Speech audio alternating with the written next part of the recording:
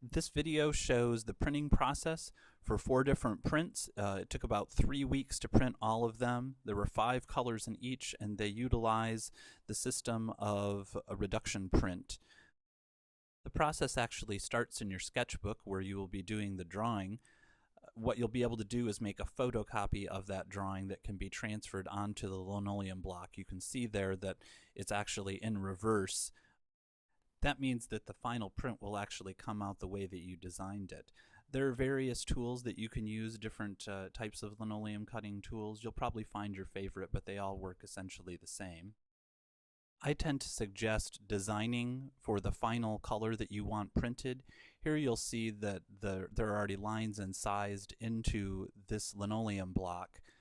Those little details in there will actually show up as white from the first print. You usually design and carve and print with the lightest colors first. Then you get progressively darker as you continue your printing. Here you'll see me inking the block with the first color to be printed in this series.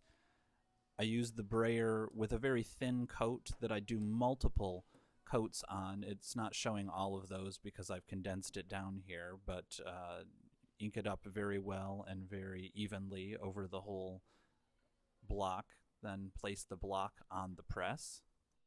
I've placed the block in a piece of cardboard or mat board, which is actually a guide that keeps the registration there. There are tape markers on 2 edges of the paper to keep it in place. You should always put the block in the same way to get consistent results.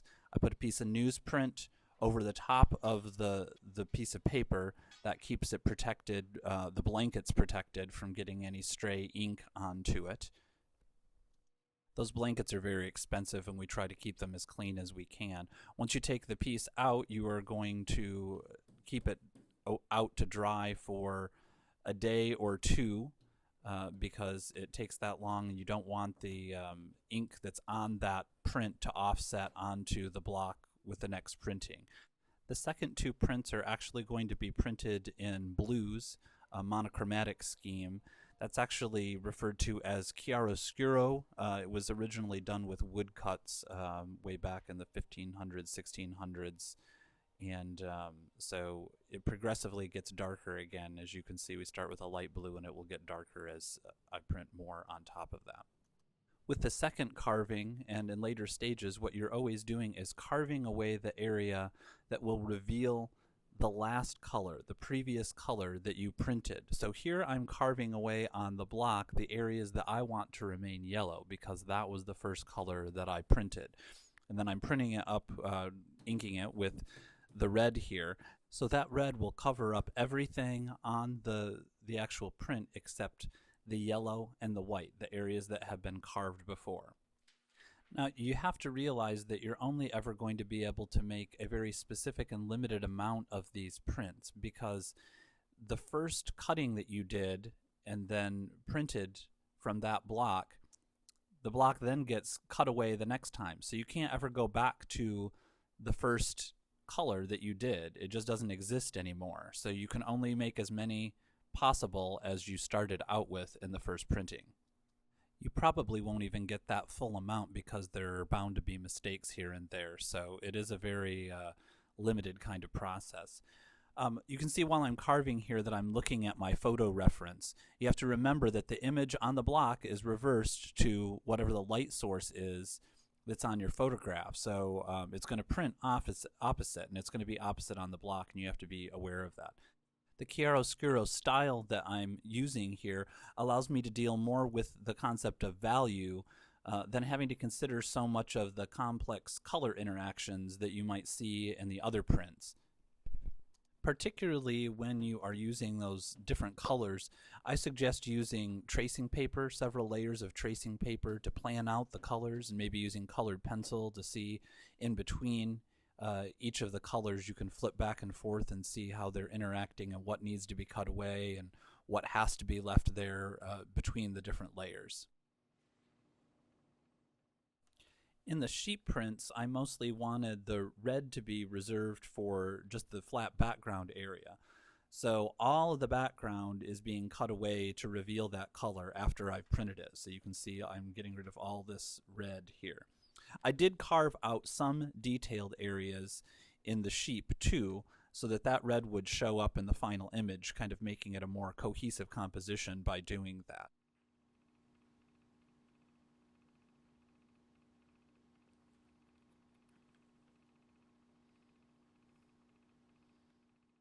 I sometimes suggest that you wear latex gloves while you're carving away the block right after you've printed and cleaned it off a little bit. Quite often the ink will transfer onto your hands. You'll see that my hands get really red. If you use the oil that we often clean up tools with, it can get into the actual substance of the linoleum and then transfer back onto the print the next time you print. If you use any of the solvents that we sometimes use, that can make your image that is transferred onto the plate that you're working from disappear too. This next color that's covering up the red, this brownish color, has some white in it. It needs that white to cover up such a vibrant color. That's one of the reasons that you usually go from light to dark in your inks as you're printing. You notice I'm also using a board, like a piece of mat board, instead of the piece of newsprint right there. I'll show you why you need to have a very stiff backing when you move to a print such as this one. I wouldn't normally suggest carving away such a large area as I did where that red was at. You can see that there are ridges that are left in the backing area of the linoleum, and it's very easy to get ink on those when you are doing your actual printing. So when you're rolling it on with the brayer and then you print, here I printed one. Notice I also used newsprint there as the protector.